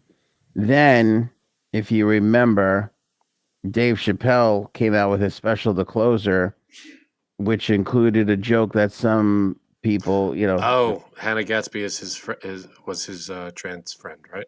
No, Hannah Gadsby was the one that was like, that wrote a note to Ted Sarandos on Instagram. Remember? The note said, "Hey, Ted Sarandos, just a quick note to let you know that I would prefer if you didn't drag my name into your mess now that I have to deal with even more hate and anger that Dave Chappelle fans like to unleash on me every time Dave gets $12 million to process his emotionally stunted partial worldview."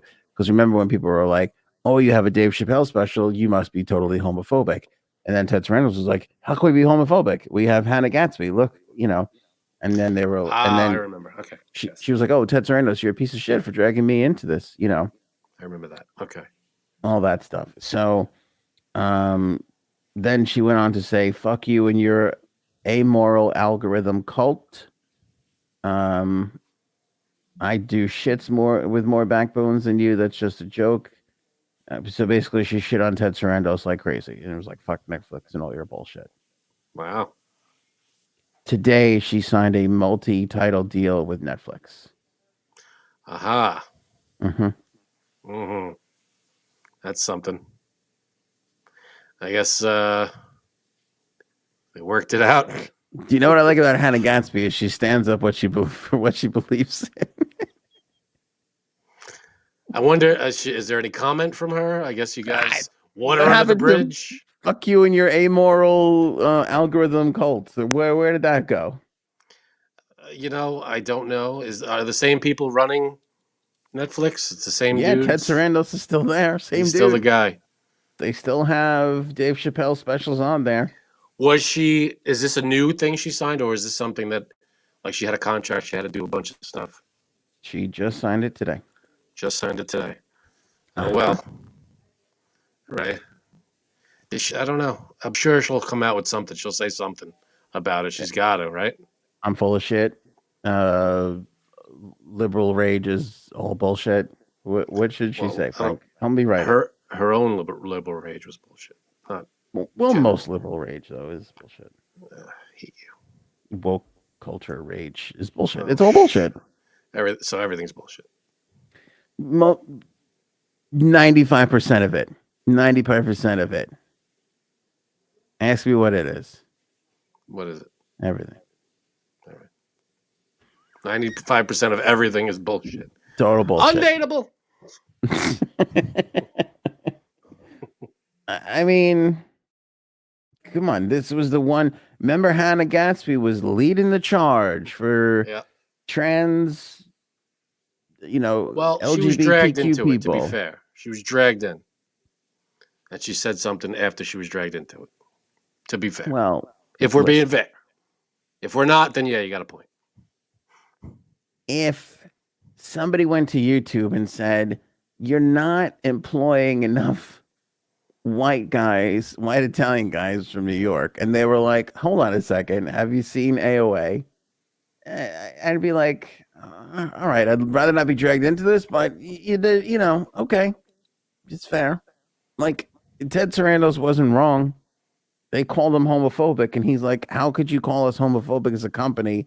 Look at all these LGBTQ people. We're fucking, look at Hannah Gadsby. Like, I mean, it wasn't what he said was so crazy and outrageous. He made a point to defend himself. Her response was, didn't she say all that stuff and then said, this is all just jokes? I don't remember that. You just read it. You read it, like the backbone stuff, and then she said, this is jokes, people, or something like that.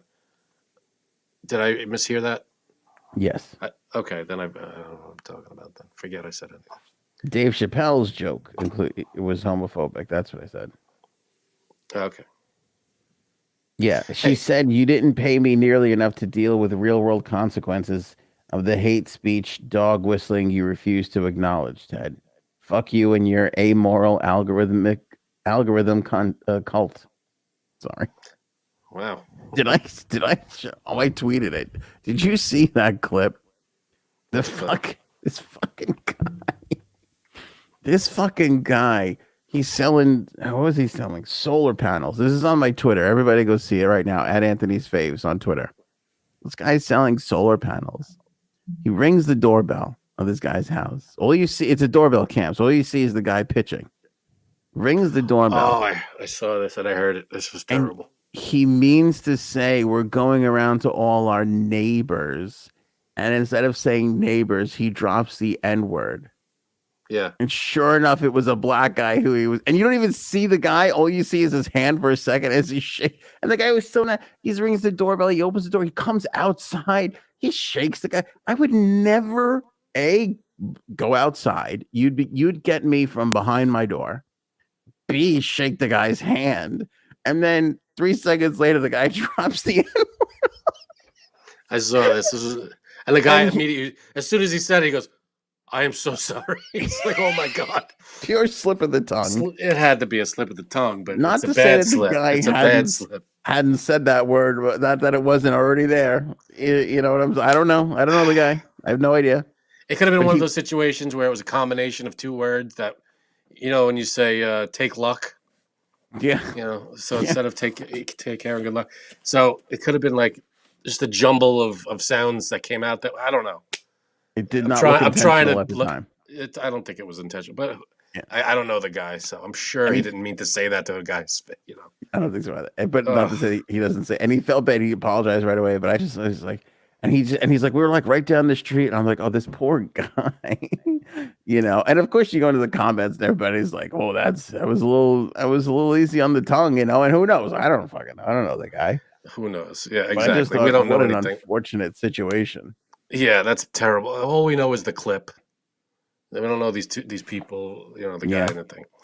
And it's in my head, I couldn't help but think of this scene in Austin Powers where he's like, "Don't say anything about the mole. Don't say anything." Mole. It's like thinking the worst about the guy. Like, I wonder if he was going through the same situation. He gets a branch, and he goes and pokes it. Oh God! Mole. That you would have left. There's this other clip, like not too far under it. It's two, like a mom and a girl, two white people, and they're playing this game where I guess they give you letters and it's all jumbled up. And the thing comes out and it almost spells the N-word, but it's GRE at the end. And the woman's like, "Oh my God!" And then she's looking at it and she goes, "Oh, ginger." The answer was ginger. Oh God. That's funny. But she immediately, the first thing she saw was, I was like, oh God. The whole fucking thing. Oh, there's that South Park. Did you ever see the South Park thing, the Wheel of Fortune? No. Oh, yeah. Did you Was see that a that? South Park thing? I thought it was. It I thought was that really N happened. blank. No, I don't think so. It was one word, and it was like N blank, GG blank. You know, it was, and then he couldn't. I saw the guy was buying. nag. You know. He.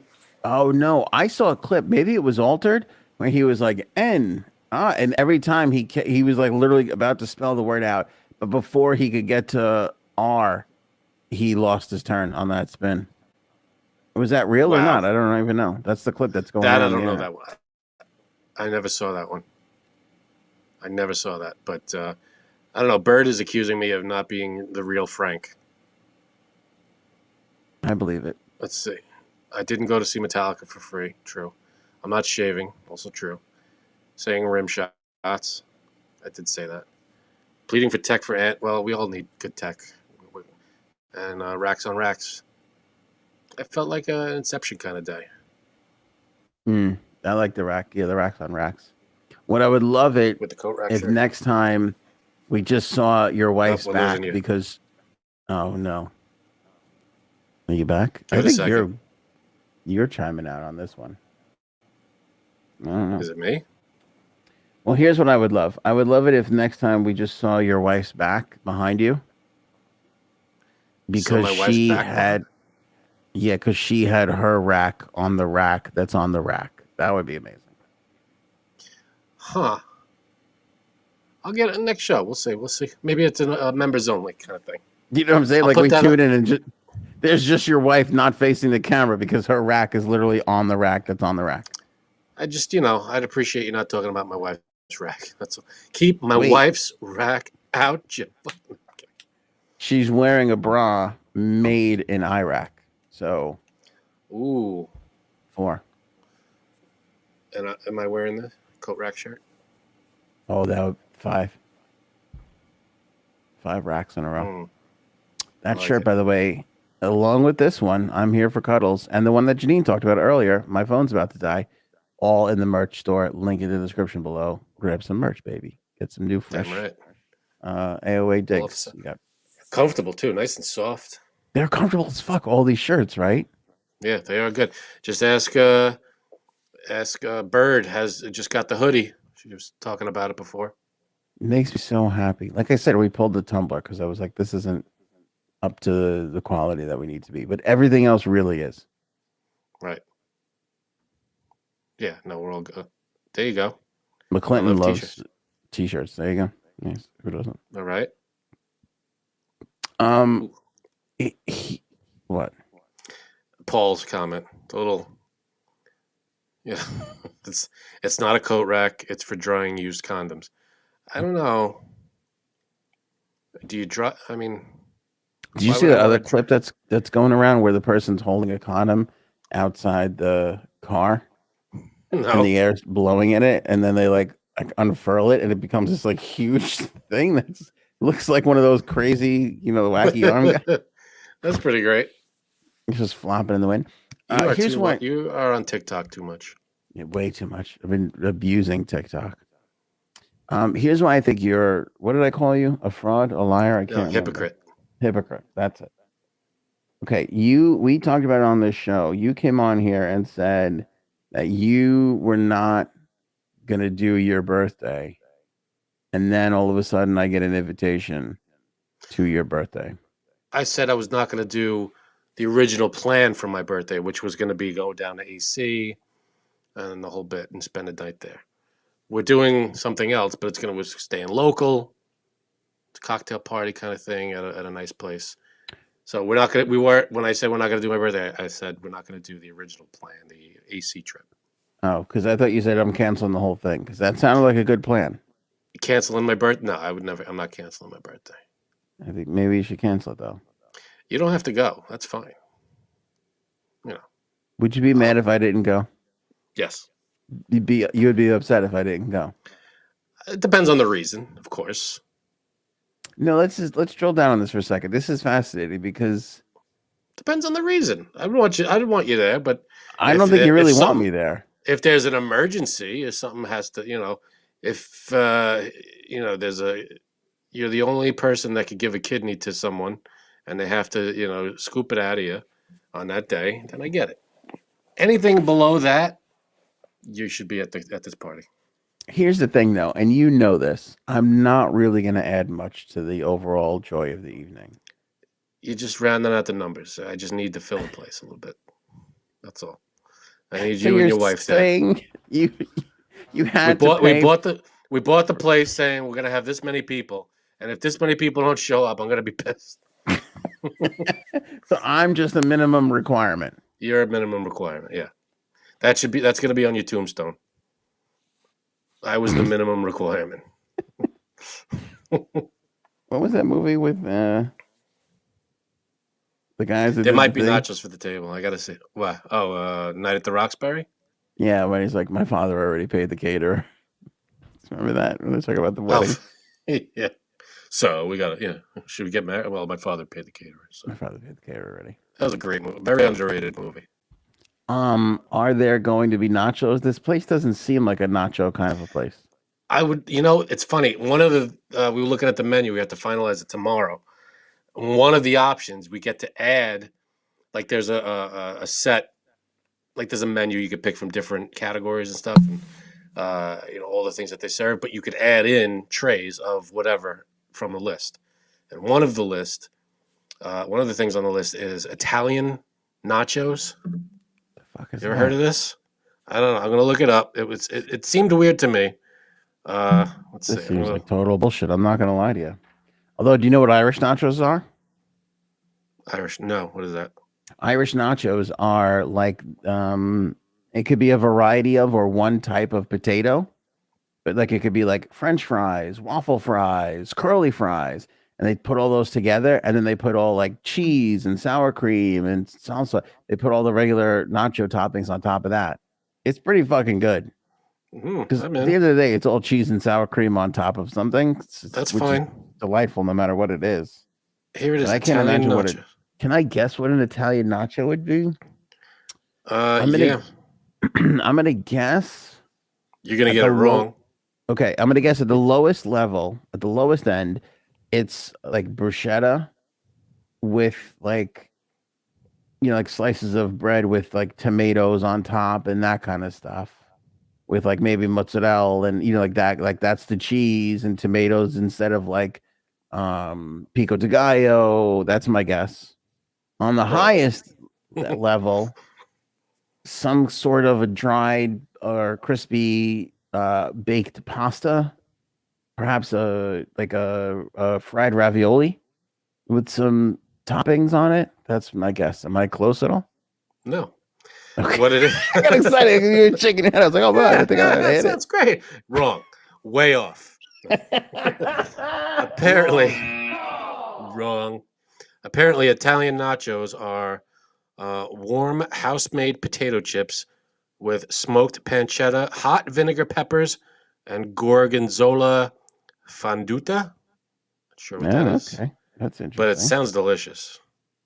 So that's a consideration. I'm thinking of adding the Italian nachos to the table.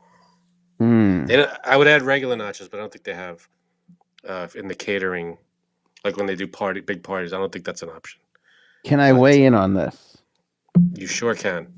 Don't do that. That sounds disgusting. I don't Don't think do the Italian nacho.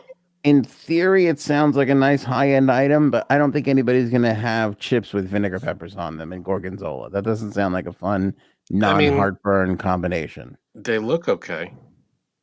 You know what I would love to do? I'm heartbroken that I just found out about this. I would love to go through the menu with you and pick and make these choices. That's why you're hearing about it now. Yeah. So you can't do that. I just think it would be really great if we built this party together and the audience could come along. I hear you. Can I show you a picture of the Italian nachos? I would love it. See if this is too. Let me see. Let me get we'll lower the brightness on this. They look good, no?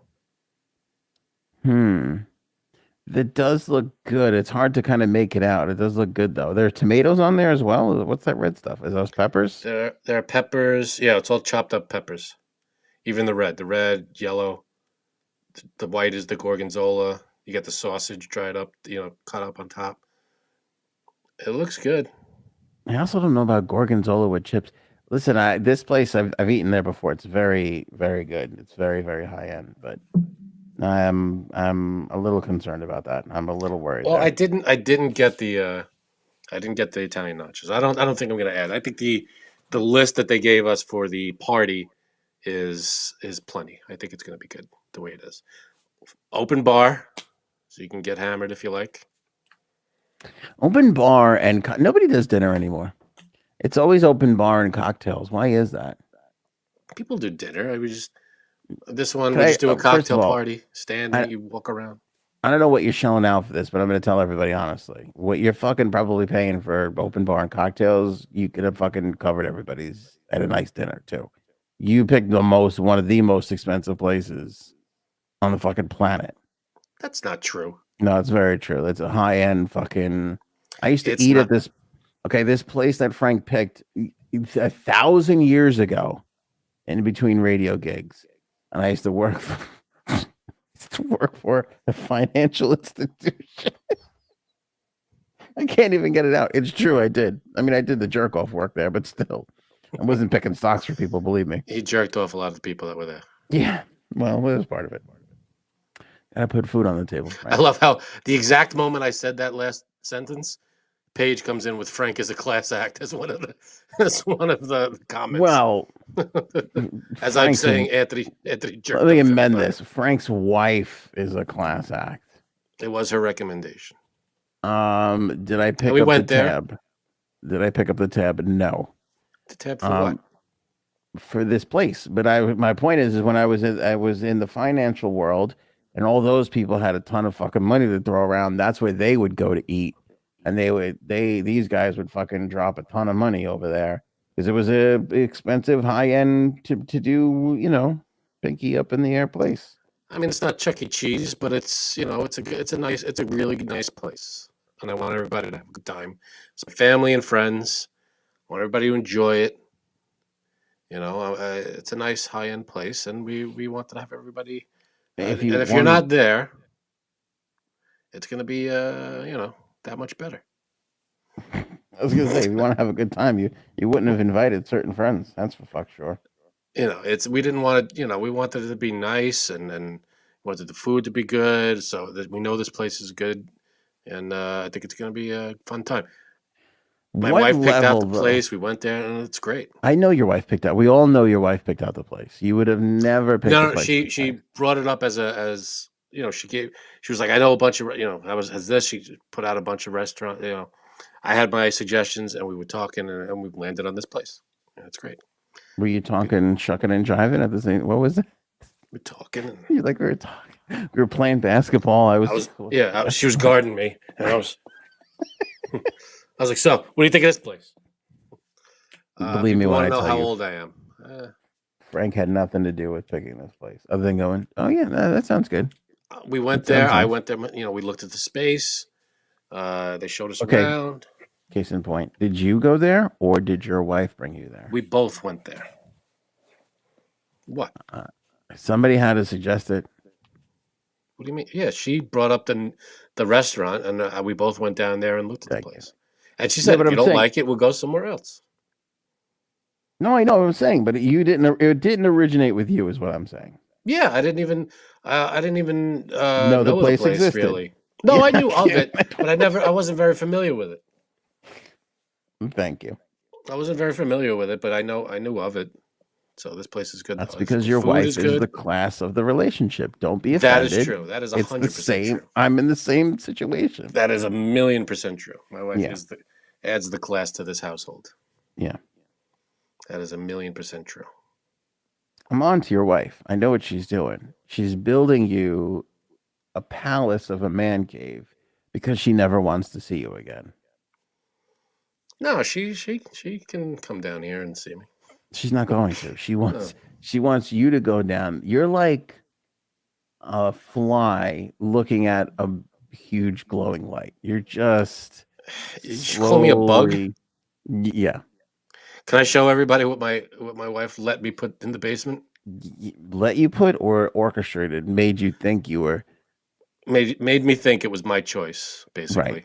Go ahead. Right. That's correct. So this is now sitting at the bottom of my staircase in my basement. It is a carpet, a little rug, about I don't know, 5 feet long. I'm looking at it right now, and it's, as you can see, if people who are just listening, it's the Star Wars opening crawl, the text in for Episode 4, A New Hope. It's the full text with the space background as a little rug. So I bought that. That's in the basement now, and I'm very happy. She's building you your own little thing down there. She enjoys down here as well. We had people over. We had a party down here yesterday. It's very nice. This is the introductory. Wait a second. You had a fucking party without me? It was a family thing. It was my mom and my aunts and my uncle, my brother. That's all. Sounds like a lie. Yeah, right. I'm that family. But fucking 40 years I know you. You know me before I was born. I can't get the fucking family invite. You can't. You want to come? You can come hang out with my family if you want.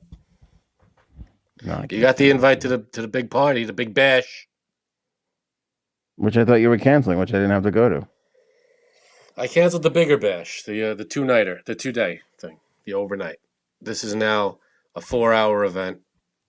You come, you hang, you drink, you eat, and we BS. Got it. The real Frankie C would have the lyrics to Enter Sandman on a rug. That's for upstairs. That's gonna be the front door. You know, I like this. You're taking shots tonight, and you deserve it. You deserve. You know what's actually funny? Criticism. Next to my on my side of the bed, you think I'm kidding, but on my side of the bed, Erin actually bought me a framed picture of the lyrics to Nothing Else Matters. Nice. And I have it framed. It's on my side of the bed at on the nightstand next to the bed. Paul nailed it. Erin wants Frankie to go to a galaxy far, far away. Thank you, Paul. That's basically it. That's what it is. She's a genius. That's true. She's a genius. She is a genius. She adds the class and the brains to this whole, and the beauty to this whole thing. We have to. I can't do this anymore. We have got to go. But can we pick the menu? Can we do a menu episode where we go through and we pick the menu? Well, I'm finalizing it tomorrow. So. Oh Jesus. If we want to do a special episode, that's up to you. We'll talk about it. Maybe we'll either do a special episode or we'll review your choices on Wednesday. I'm telling you, it's gonna be good. You're gonna have a good time. The food's gonna be. I don't think so, but then don't come. That's fine. I'll play along if that's what you need. Be nice. I liked it better when we were going away. This would have been better for me. I don't know why you canceled that. That would have been the move. We can still do that. We could do a trip. It's just not going to be the big birthday bash. Well, no, I'm never going to be allowed. I have 2 kids. I'm never going to be allowed to just go. So then what are you complaining about? You never. If it was for your birthday, I had an excuse. Then you went ahead and canceled it and fucked all my shit up. We'll make another. Your birthday is right after mine. We'll go for your birthday. No, we're not doing that. I canceled my birthday. I did the manly thing. I fucking stepped away from that shit. No birthday for you? No. Men don't have birthdays? Is that what you're saying? Fuck you, Hunter. She has a point. Mom's a dumb bitch. Oh, sorry. That was an accident. No, I gave up on the birthday. There's no point to it. It's overrated. It's stupid. Am I 10? We won't know unless you have a birthday. True. If you don't celebrate a birthday, does that count as a year? Feels like it shouldn't. You'd be 0 years old. I don't remember ever celebrating your birthday ever. Are you gonna have a crudité? Paul wants to know. What's the menu here? Give me a quick. Apparently, Dr. Oz says no to crudités. He says it's too expensive. Is there gonna be mozzarella sticks? Maybe there'll be mozzarella sticks. It's not gonna be your run of the mill. It's gonna be nice, good stuff. It's gonna be... Could I just say something? Has this place? I mean, I know we're doing past apps. Have they seen me and I've showed them a picture. and Janine's brother and our friend the cop? Have we? Do they? I said No. This is who you're feeding, and they said we got you. Okay, because that seems like costs a little lot. extra. It costs a little extra, but hey, you guys are worth it. But it does. I don't know about a little, but Well, feels like a lot. All right, Frank, that's it. I'm out. That is it. Remember to buy that jump start. Show me potato salad. Maybe we should go now. Go ahead. Jumpstart coffee, Frank. Agreed. It's delicious. You said it. It's my favorite coffee. Word. Are you holding up your bag? Because I don't know if I'm holding up mine. It's hard to tell because there's a thing in front of the screen. We don't know. I'm holding up my bag. Oh, you mean the jump start? Oh, my goodness. All right. Let's see. Hold on. Let me see. Are we holding it? Oh. All right. Oh. Catch me off guard. You know, that's a new thing now on TikTok where you see a girl on the screen and they put in a half a split second of themselves in lingerie. Oh, really? Are you subscribed to all those things? And then the idea is you have to like stop it at that right exact moment. Right. Here's the thing. They figured out a way to appeal to not only perverts, but OCD people at the same time. Because when I come across those now, Oh, so that's right up your alley. I have to do it. Both you fall right into both those categories. Yeah, well, listen, it's not a pervy thing because who cares? It's a girl in lingerie. I could see something much better than that. And half these girls, I got news for you. They're not nothing fucking to write home about. But it's this idea of here's a game to play, and now I have to make sure that I get it right. You know what I'm saying? I hear you. I like that no one could see us right now. Here's the thing, Frank. I got it right with coffee. And that's the only thing. Two things in life I needed to get right. Finding my wife and finding the cup of coffee. Both that I need to spend the rest of my life with. That's all you need in life. You didn't even mention your kids, and that's okay. Yeah. And I'm happy with, let's just say both of them for argument's sake. It's too late in the show to get into semantics. You already paid the caterer. But Jumpstart is the best coffee I've ever had. It's the best coffee that you've ever had. And it's available right now with the link in the description below. Bam. Boom. She got